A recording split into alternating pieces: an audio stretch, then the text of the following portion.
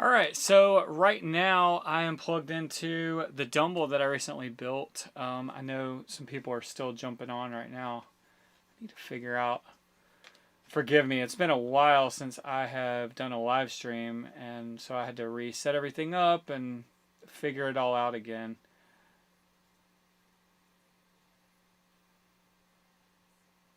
So now I'm trying to see what I can see here.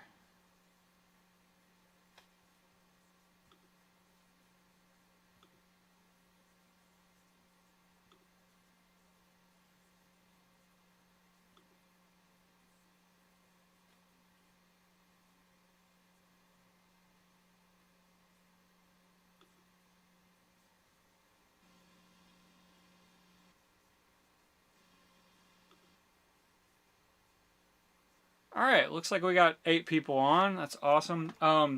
Yeah, playing through the Dumble. Right now I'm on the Overdrive channel. Unfortunately, as you can see, it's still upside down. I don't have a cabinet for it yet, so I've got to get a cabinet. I'm thinking about getting a 112 combo cab, just so that it's a little more usable for me. I don't really have a just a standalone cab that would be great for this head other than this 212, and I can see myself just not wanting to lug this out everywhere. So I'm thinking about getting a 112. It'd be nice to have it in the head for here in the studio, but we'll see. But for now, it's having to sit upside down. I've actually kind of gotten used to tweaking the controls upside down.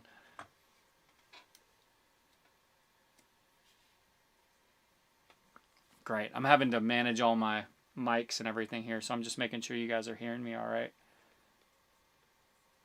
Love to the old hometown. Yeah, I've got my ATL Collective shirt on. So yeah, right now I'm in the Overdrive channel. I am on the rock setting. Actually, let's try this right here. See if this works. Oh no, it doesn't. I've got a second camera set up that I'm hoping will work here. There we go. So if some of you are following along with my camera situation, my old camera will work for live streams, but it's really hard to get it to work for other stuff. So it's a card reader issue on the camera, but for live stream stuff, it's great because now I have a second camera. Again, forgive me because it's upside down, but yeah, here's how I have it set up right now. The biggest thing right here, I'm on the Overdrive channel, and then I have it in the rock setting. I found myself liking the rock setting. I kind of leave it there all the time and then just tweak, even for clean tones or for overdrive tones. That's kind of where I end up leaving that. With the mid switch off and the bright switch off. I've got the master at about 6.5 right now. I will tell you guys, I am currently running into my 2-notes captor, and I am using some IRs that I actually created from this cab. It's got a G12-65 and an EVL-12 speaker in it. Both of those speakers are pretty popular choices for doubles, and I made IRs from those, and I will be giving those away for free. They should be on my website now. I'm going to drop a link here in the chat in a few minutes. You guys definitely be sure to drop any questions in the comments.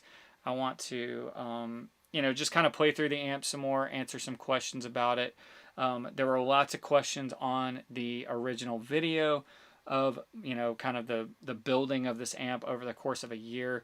So I'm going to try to, you know, go through some of those and answer some of those questions, play through it some more, maybe tweak it, let you guys hear it with some different guitars. For sure, if you want to hear, you know, something or a certain type of sound, definitely let me know and I'll try to get to it. Yeah, I've been having a blast with this amp. I've used it on some session stuff that I've recorded here at the house. I've used it for a video that should be coming out this week on the Origin Effects Halcyon, like their take on a tube screamer, with some interesting tweaks to that. So I use that amp, or use this amp on that video demo for the whole thing. It was a great fit, and again, I'm just been super happy with this thing. So this is a question that I've actually gotten from a few different people about, is this a kit or did I source the parts? And I actually sourced the parts. The first two amp builds that I did that I've made videos on were kits from Trinity amps. Trinity does offer a ODS kind of similar to this amp. They offer a kit. And at the time when I started building this, they were just really bogged down with supply chain issues and all that stuff. And their version is a 20-watt version as well. And I kind of, you know, I mentioned this in the original video when Dumble passed away. I kind of went down the rabbit hole and started reading, and I found some different websites and found the Amp Garage, and I just, for whatever reason, I just decided to go all in and make, you know, the 100-watt. The 100-watt version, you know, pretty close to what he did. There's a few differences, but I sourced all the parts. I got the boards and the chassis from someone on the Amp Garage. But that was really the lengthiest part of the entire process, was just buying all the parts, making sure I had all the right parts and the right kind of parts, and all of that. So that part alone of the entire process made this way more difficult, but I learned a lot more, I think, from putting this amp together by having to do it that way, you know. Doesn't mean I got a new camera. I did get a new camera. It is another Sony, for you camera guys out there. I've been using the Sony 6600, and it's having a card reader issue, like it wasn't wanting to read cards at all. So I did get it's the Sony ZV-10. Definitely not as nice of a camera, but it's got like the same, I think the core of it is basically the same. And so I'm hoping to get the 6600 fixed, and then I'll kind of always have two cameras and have a backup. I've got two cameras for the live stream here, just because the 6600 still does work for a live stream, which is nice. So I've kind of got that set up right here, facing the amp, and we might move that one around here in a little bit, but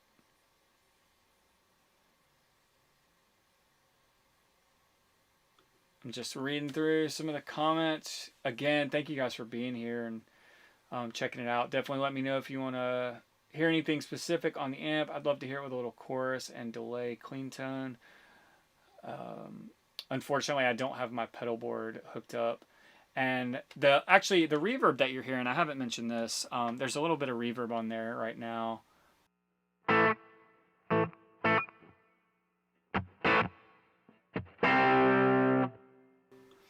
So I found with this amp that running stuff through the effects loop is pretty key, especially when you're using the dirty channel. I don't really like how the delay and verb sounds going into the front of this amp.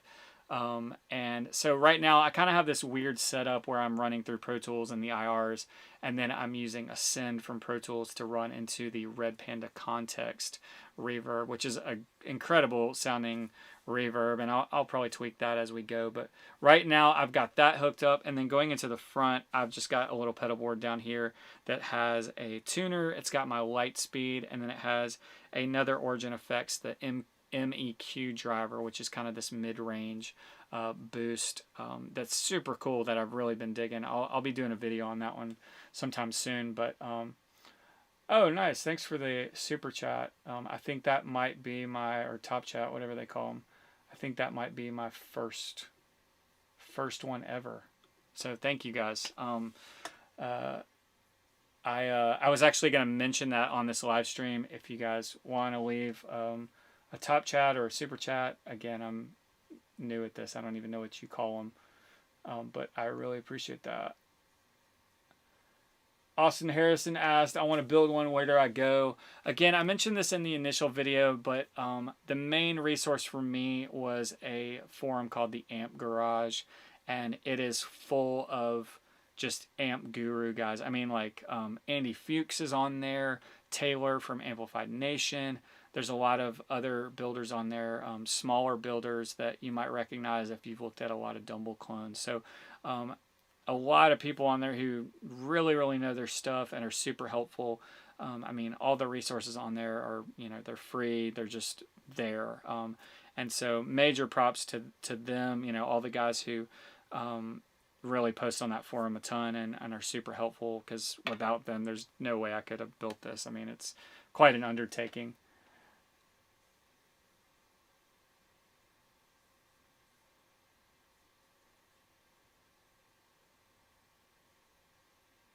So yeah, I'm going to play through the amp a little more. I'm going to swap over to the clean channel. Right now, actually, I just installed this today. I've got a new old stock GE in V1. It was a little bit lower gain than the JJ that I had in there originally.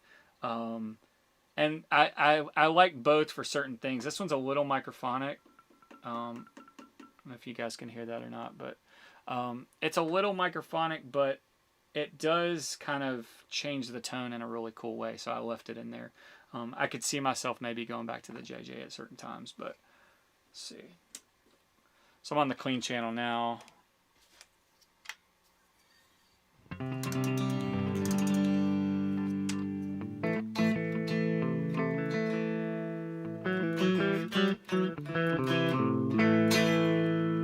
Turn my mic off.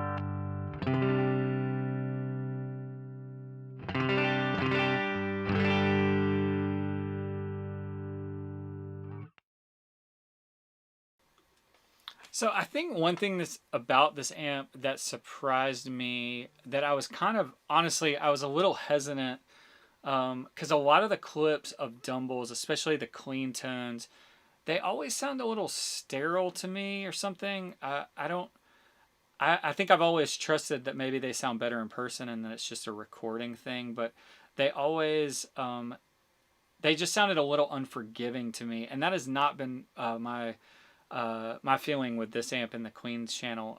It sounds really good. It sounds you know, obviously very Fendery, very round and rich, but not too scooped. I think a lot of the clips I hear of Dumbles or you know, Dumble clones sound really scooped in the Clean channel. And I've really dug this one, and even the kind of semi that little bit of breakup, you know, kind of tone that I was getting when I really dug in. It has its own character. There's kind of this push in the mid range, like the lower mid thing that it starts to do. That's very, you know, Dumble-esque, but I think for me, I've been really happy and surprised at how versatile this amp is, and how versatile the Clean sounds are, and just the amp is, and how well it takes pedals and all of that. Thank you, Stan. Another top chat there. Again, you guys feel free to ask questions if there's anything you want to hear. Got some more folks with us. Thank you guys for joining me. I said this earlier, but please forgive me. This is the first live chat I've done in quite some time, so there's every chance some things are going to be a little clunky. But hopefully you guys are hearing everything okay. The balance sounds all right.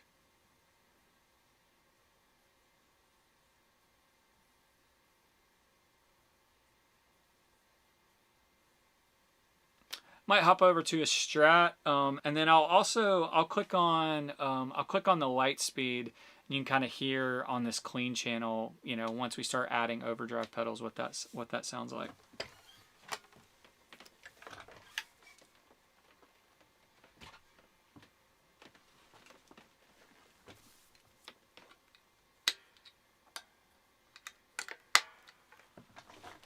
No problem with it sitting in the mix.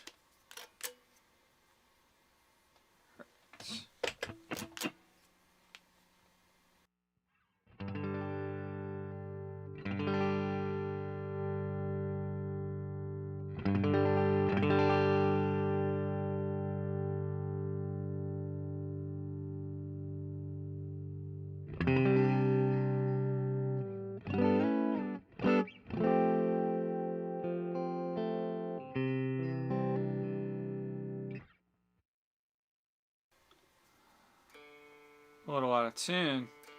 So I've been on the road a lot this spring, teching on a tour, and then I come home and all my guitar strings need to be changed because they've been just sitting for weeks. But the last thing I want to do is change guitar strings when I get home.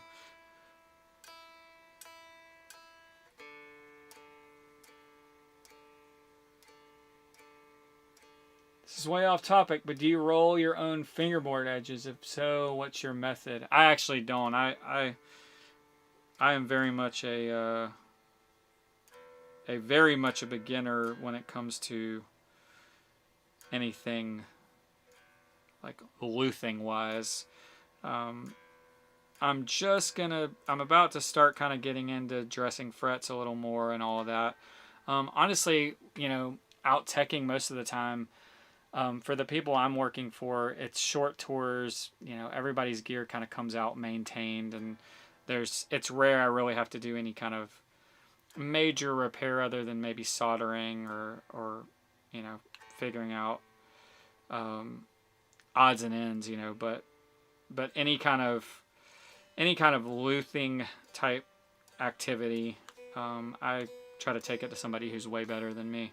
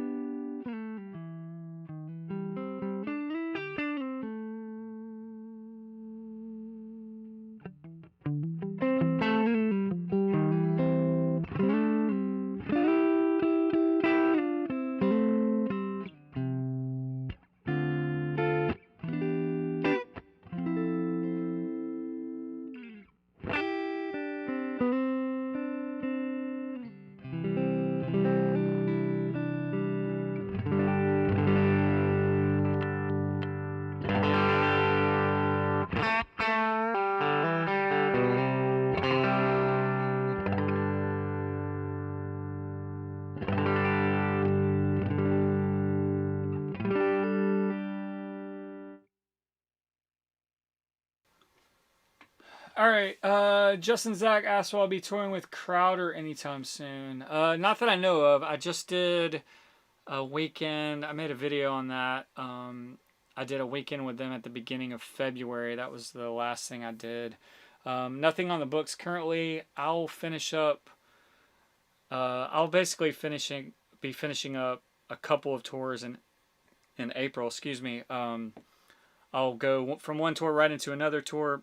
Finish that up at the end of April, and then right now I'm off in May and June. Currently, a lot of times stuff comes up super last minute, as you guys might know. End of July, I'll be up in New York playing with my buddy John Driscoll Hopkins for a few shows up in, I think we have 1 or 2 shows in New York City, and then one out near Buffalo.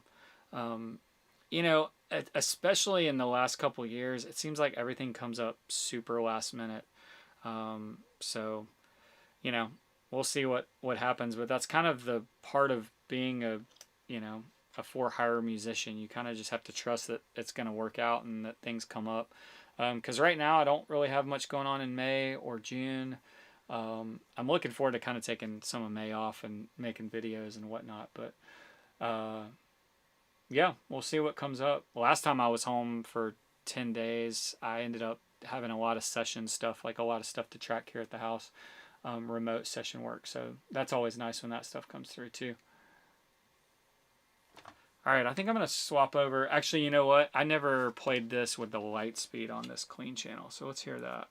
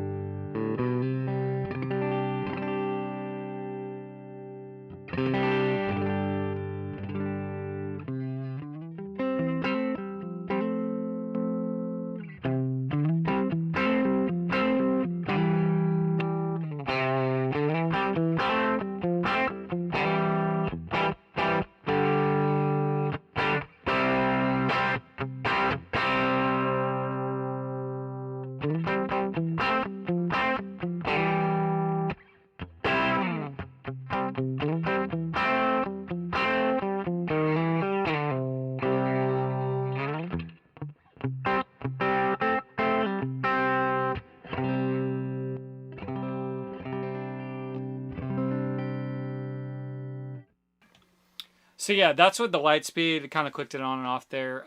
Again, I've been really happy with how this thing takes pedals. It kind of impressed me with that. I wasn't sure.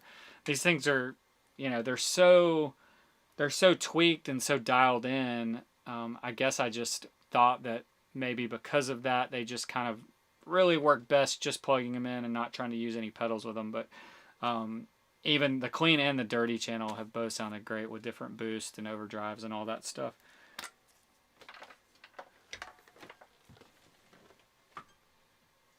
All right, I'm going to grab the Les Paul and go over to the dirty channel. Again, if you have any questions, drop me a comment. Trying to think of what other comments I had on the initial video or questions on the initial video. Oh, one that I got asked a lot is kind of the cost of everything. And I meant to go back and look it up before I did this, and I totally forgot. But people were asking just, you know, between all of the parts and everything, kind of what I had in it. My best guess, I think originally on a lot of those comments I was saying between like 1,000 and 1,200, you know, spread over, you know, the chassis and the transformers obviously being probably the most expensive, tubes, you know, and all the small parts and everything. It's probably maybe more to that like $1,200 to $1,500 range. Again, I need to go back and add it up and see what it actually is. It you don't really think about it when, you know, it's like, I mean, there were some parts I was buying off of eBay, you know, it's like $12 or $5 or you know, or buying a bunch of parts from Mouser and it being, you know, maybe maybe $100, and then, you know, not having to order anything, and then realizing 2 or 3 months later, oh, I need these few parts, and then making a $20 order, or, you know, it just kind of, when it's spread out all over the course of a lot of months, you kind of stop thinking about it. Here's a teacher question. What new skills did you learn doing this build? I mean, I definitely think building this amp, I just learned, well, I just mentioned Mouser. I mean, ordering parts from Mouser is kind of difficult, and, you know, a lot of it, I don't know if it was necessarily new skills. I mean, I definitely got more comfortable at reading, you know, like amp schematics and all of that. And, you know, got more comfortable with things that I already kind of knew how to do. But just, you know, like anything, the more you do it, the more you get used to it, the easier it gets, the less you worry about doing the little things, and you just do them.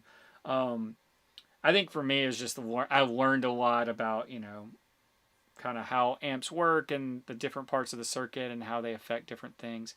Again, just reading through all the stuff on the Amp Garage, and, you know, hearing people talk about different things on there, you just kind of pick it all up. I think of it as,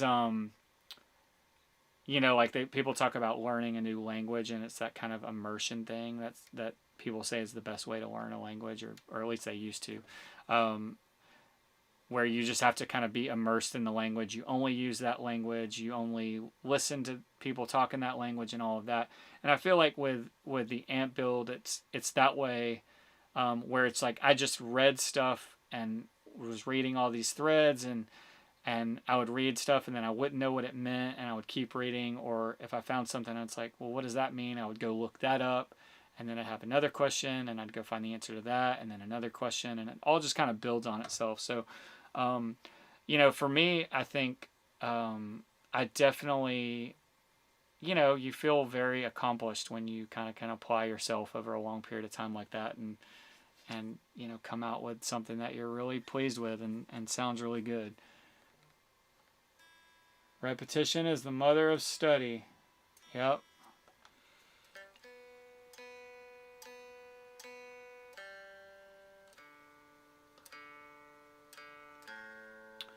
This thing really needs the strings changed. Like, real bad.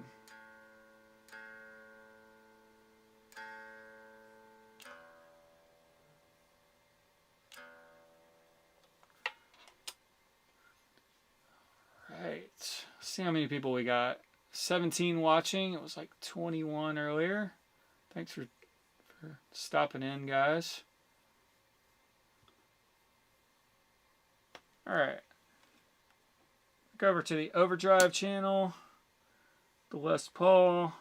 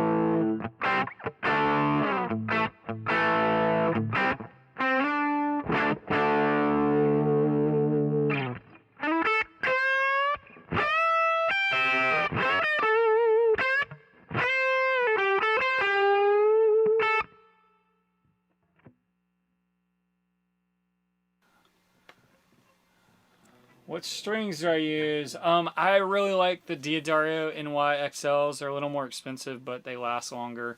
And the biggest thing that I like about them is just that they intonate more consistently across the guitar. I found that, for me, I'm trying not to change strings a whole ton, just because I don't like it. I'd rather be playing. And so, you know, when I did change strings, like getting upset that maybe didn't intonate as well or was a little uneven or something. I don't know. I find the NYXLs are just a lot more consistent. So right now I've got the gain. So it's set at about 2. I know, again, I've mentioned this earlier. It's kind of upside down, but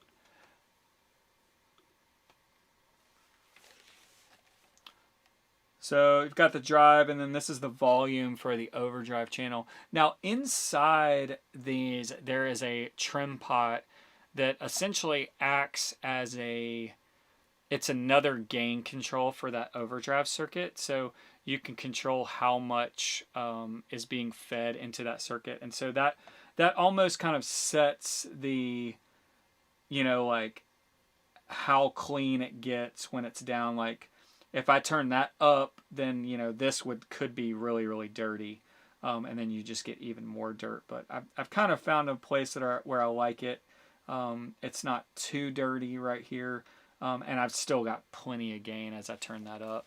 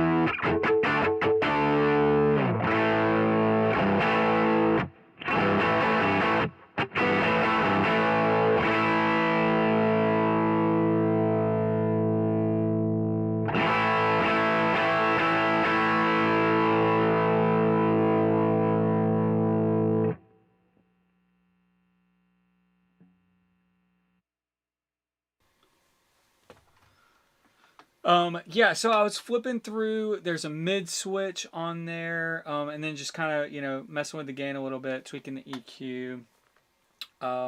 One thing, somebody asked about the input jacks, I believe. Yeah,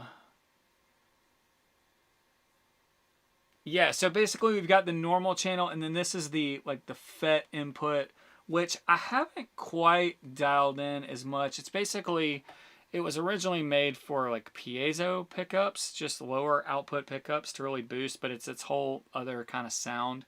I'll plug into that in a second, and you can kind of hear it. It's definitely a hotter input. There's a separate trim pot on the inside that controls how much that boost, but I haven't really like dialed that in exactly how I want it, but it does sound cool, and it's got its own thing. Does that singing overtone thing well. It really does. And one thing about this particular model, the 124, because you know they're all a little different, but the reason why I went with this is, from what I understood of it at least, this sounded like it was going to be maybe a little more versatile. Whereas like 102 is Robin Ford's, you know, that's a famous one. And that seems like it's maybe a little more mid-heavy, at least from what I read. I don't, you know, can't believe everything you read on the internet. But that's one thing I've dug about this amp, is that it does have that really singy kind of signature Dumble thing. But sometimes it almost sounds a little Marshall-y to me, especially with this bright, the bright cap here. I feel like if I swap that and kind of, or turn that on and tweak some of the settings, it almost starts to get that really like bright Marshall thing.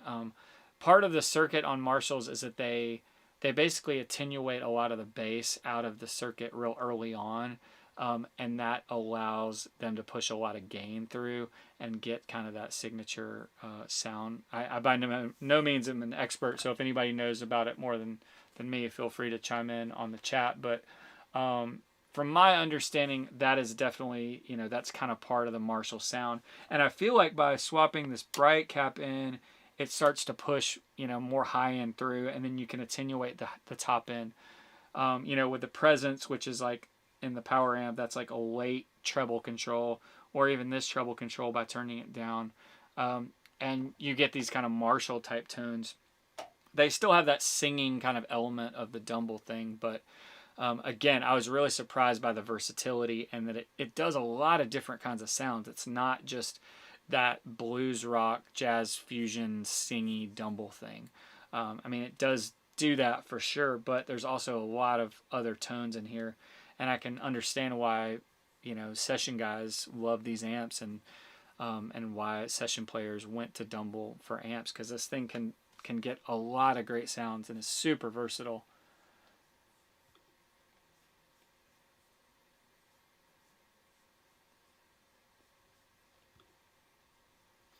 One thing that we haven't listened to, I'll mess around with that bright switch. I'll swap to the second camera so you can kind of see what I'm doing. Is there's a preamp boost that's on the back that's foot switchable. I don't have a foot switch, so I'm having to swap them in the back. But I'll turn that on and let you guys hear that. It just kind of pushes everything up a notch, and that works on the Clean channel and the Overdrive channel. I'll demonstrate that first, and then I'll turn that back off, and we'll listen to this bright cap, and I'll just kind of play and experiment with some different sounds. Again, if you guys have any questions or want to hear, you know, anything, let me know in the comments. One thing that I mentioned at the beginning of this live chat, sorry, we'll get to playing the amp here in a second. I'm playing through some IRs that I created of this cab. It is a the G12-65 from Celestion, and then an EVL-12, I think is the model number. Both of those are kind of pretty stereotypical Dumble speakers. I've got those loaded into this 212 cabinet, and I made IRs from them. They should be currently live on my website. You can go download them for free. I will drop a link in the chat at some point, but go pick those up. They're completely free. And yeah, that's what I'm using on here, and they'll work for all kinds of stuff. Hope you guys enjoy.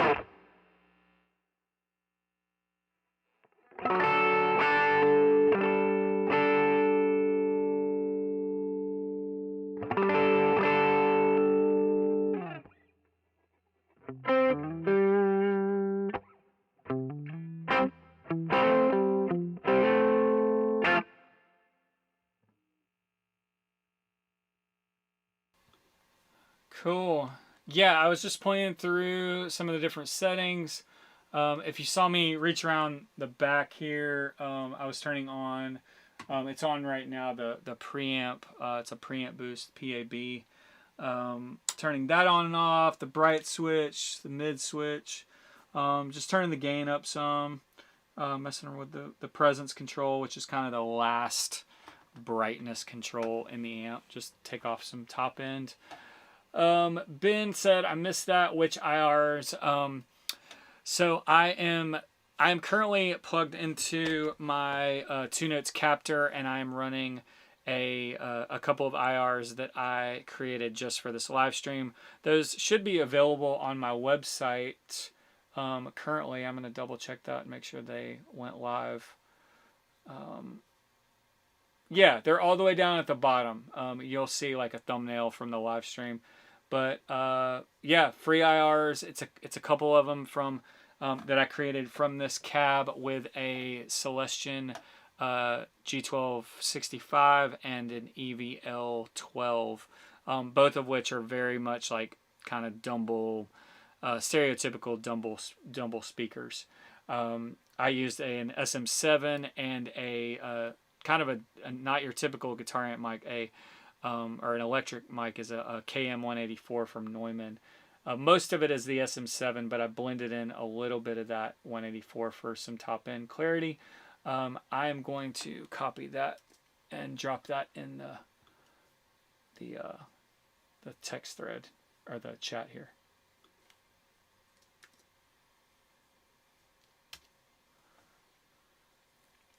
So yeah, that link will get you those IRs for free.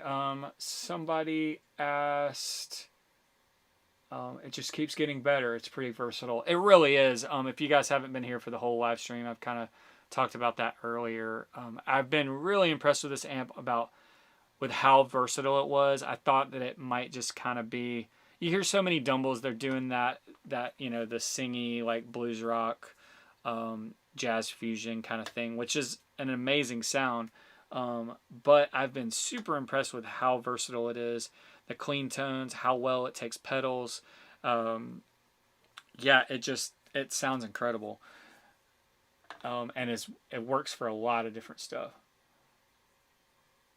What year is my Les Paul? I would, if I remembered, it's a 57 reissue. It's a custom shop Les Paul. I want to say it's from the early 2000s. It's funny because the guy that I'm actually teching for right now has a similar gold top Les Paul, different gear, but his sounds completely different. This one is big and meaty. Doesn't necessarily have the most chime as a lot of Les Pauls, or some Les Pauls have.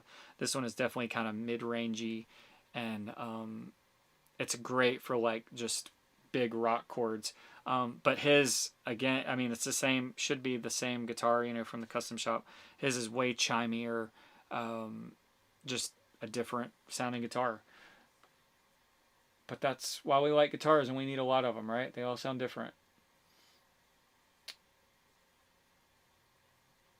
Yeah, guys, so check those IRs out. Also, a couple guys early on dropped some money in the top chat or super chat, whatever they call them.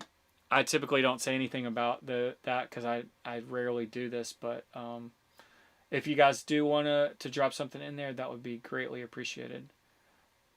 Also on the IR page, I think I have a couple of links to donate with like PayPal and Venmo if you guys want to, you know, buy me a cup of coffee or say thank you.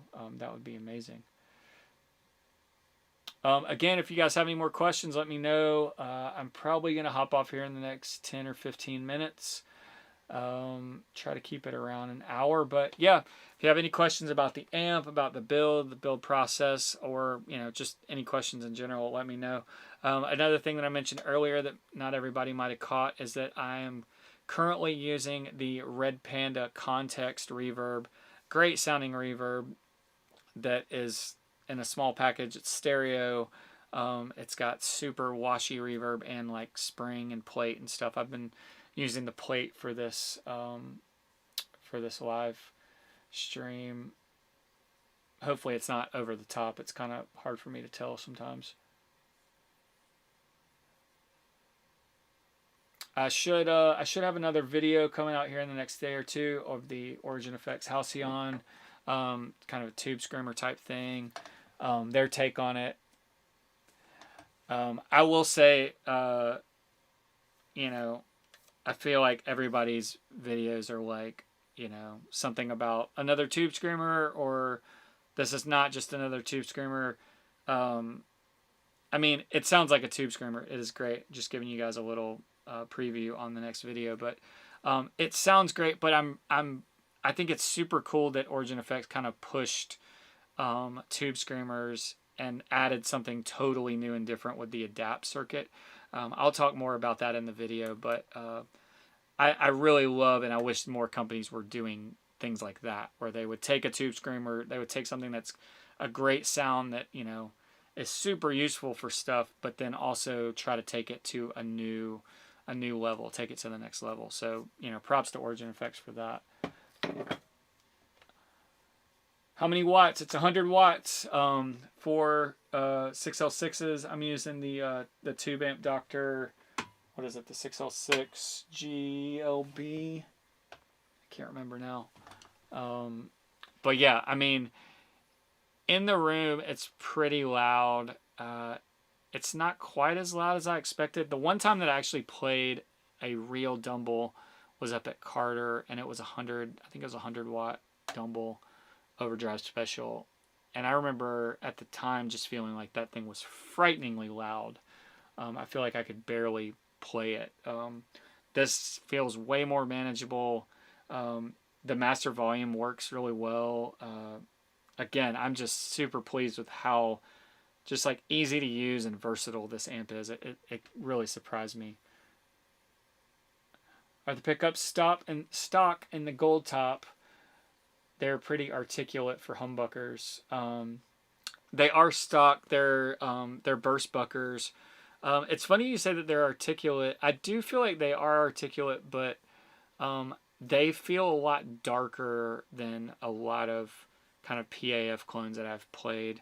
And so I've actually more recently been thinking about swapping them out with something that's maybe got a little more chime, a little more top end to it. I'm going to go back to the clean channel on this for right now. We'll hear it with some humbuckers. Again, leave a comment. Check out the free IRs on the website. I dropped the link in the chat. Yeah, y'all let me know what you want to hear. Actually, I am going to kick on at some point. I've got the Origin Effects, the MEQ driver. It's kind of a mid-range boost. And that thing is super cool. It's a clean boost, but it kind of boosts the mid-range. So it's like you can almost do the Klon thing or do a tube screamer with the gain all the way down type of thing, but just a little different. Great sounding pedal.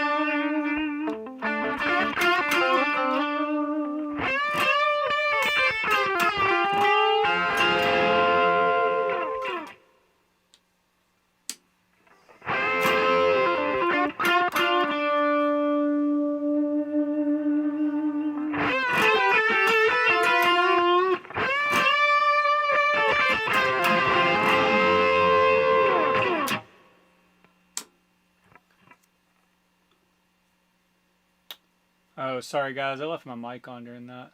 Might have been getting a little from the camera mic, but yeah, I never did kick on that MEQ driver from Origin. Let's hear that. I'm on the dirty channel right now. This honestly right here is, now I'm on the, this is like one of my go-to settings right here on the rock setting, bright off, mid off, middle, in the middle, bass down a little bit. I found that on the rock setting, the bass gets boosted a lot. That drive, with how I have it adjusted internally, that drive at about, 9 o'clock or so. I find that's been kind of my go-to setting right there.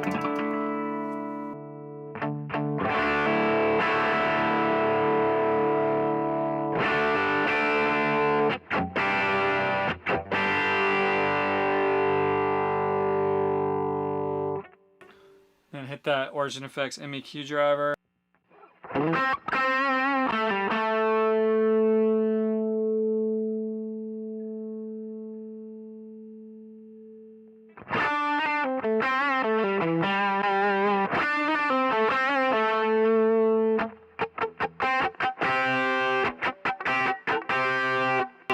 And turn it off.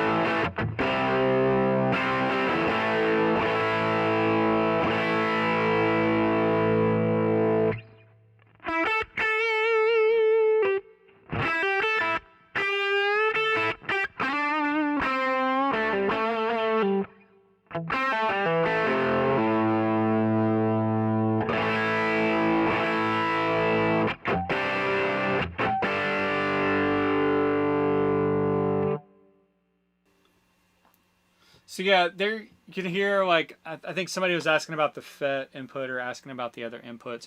The FET inputs setup, at least right now, it's definitely hitting that front end a little bit. It adds a little bit of, I don't even know how to describe it. It's like, it kind of adds this like creaminess to it, but it's that FET clipping and also just pushing the front end of the amp a little more. We ended up on the clean channel with that. So obviously with the Les Paul going into the FET input on the clean channel, we're getting, you know, a good bit of drive just from that. Somebody said I'm selling Mojotone 59 clone low winds. Currently my favorite replacement set. I haven't tried the low winds of the 59, those Mojotones. I have in my Sugar guitar, this guy right here. This has got the Mojotone PAFs in it. I don't think they're the low wind, but I love this guitar and these pickups just because it does this kind of in-between meaty Tele thing. I think the combination of this bridge, the mastery bridge, and then you know, I guess what he mentioned on those low wind Mojotones, they're just articulate. They just have a lot of definition and this kind of brightness to them, but they still sound big, you know. Check my tuning here. I played this thing and I was only out for 4 days this last weekend, so.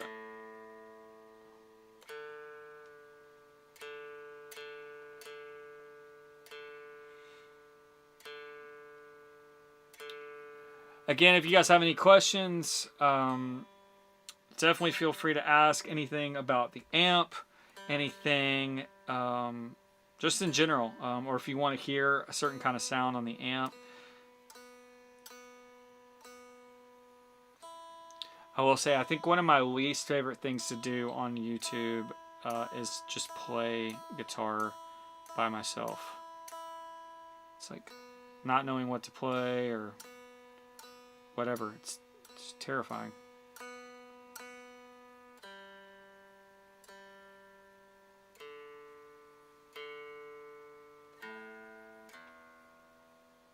Alright. I wasn't planning on playing this guitar, so I should have tuned it before. Thanks for doing the video on the build. Installing, not selling.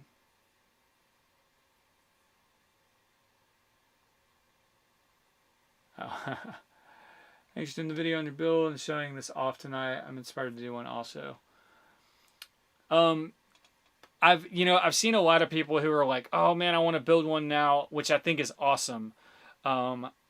I do want to make sure that everybody knows it's a super big undertaking. Obviously, you know, you'll see it everywhere. Working on tube amps is incredibly dangerous.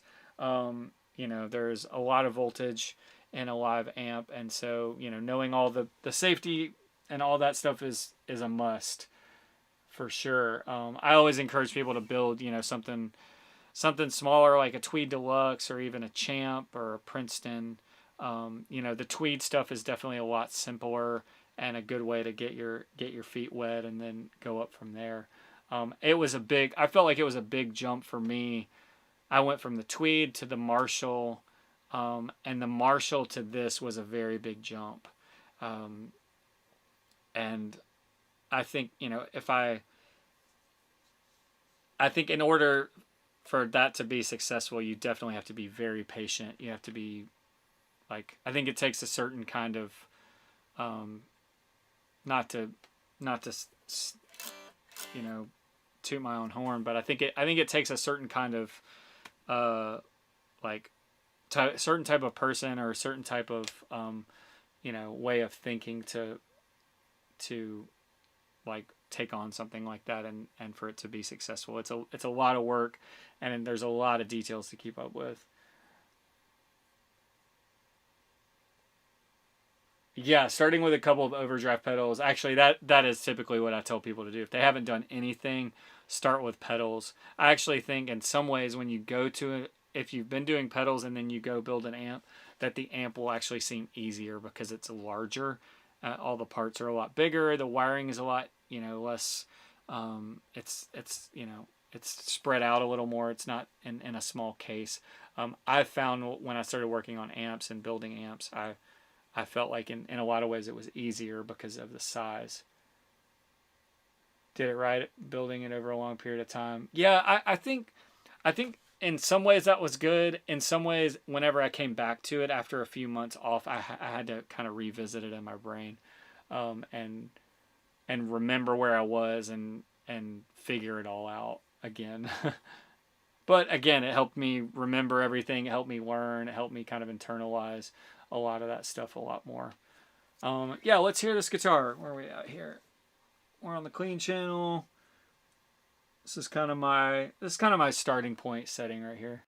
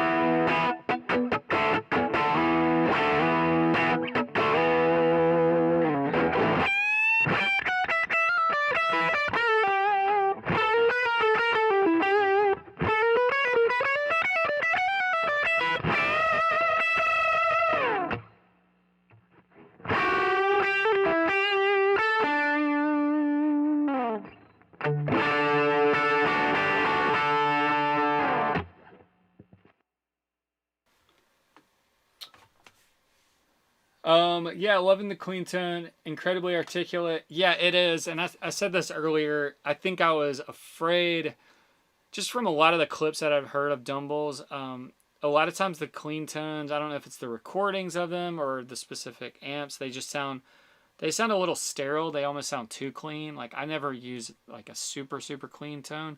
And so I was afraid that I maybe wouldn't find sound in it that I was happy with. And that's been completely the opposite case for me. I've been really happy with the clean tones. They're very Fendery. Really, really great.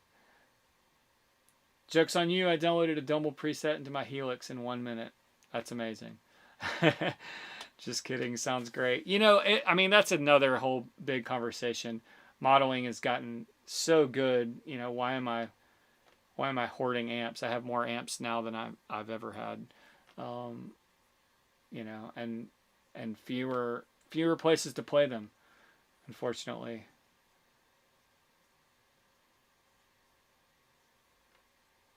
All right, guys, I'm going to hop off here in a minute. If you have any questions, drop them real quick, or anything else you want to hear from the amp. Tried to cover everything I could. I probably didn't cover the jazz setting very much. Again, I end up being in the rock setting the most. There's more gain, there's more level. The jazz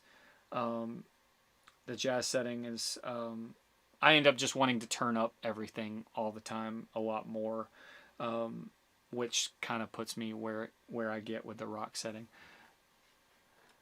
How many guitars amps do you need? Just one more, always.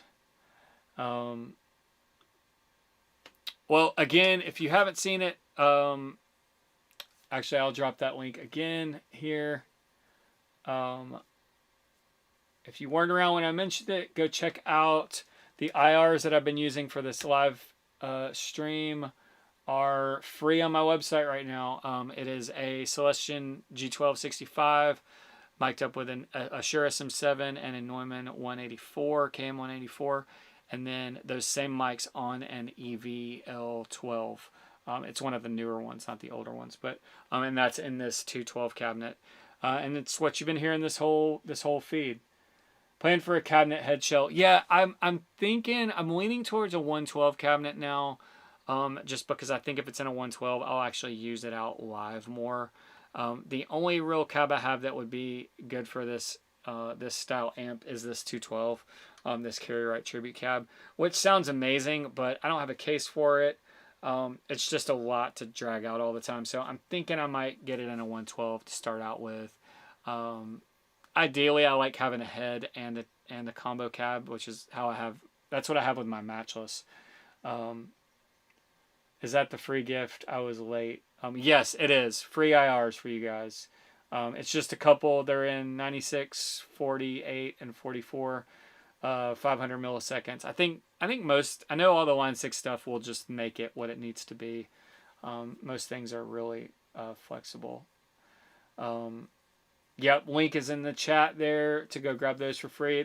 If you haven't gotten them too, there's other free stuff there. There's other free IRs. One of my longest standing things has IRs in it, but it's also HX Stomp preset and a Kemper profile. But you can just grab the IRs out of there. And then there's some free IRs from my last big pack, the Oval pack, that are all on there on the website for free. Thank you guys for joining. Again, if there was some clunkiness, I haven't done a live stream in a while, but thanks for watching. 30 people watching. Man, I think that's the most the whole time, and I'm about to stop. Well, I'll play the amp a little more. Again, thank you guys for watching. I'll have a new video coming out in the next couple days. But yeah, with more to come as always. All right, let's hear the amp.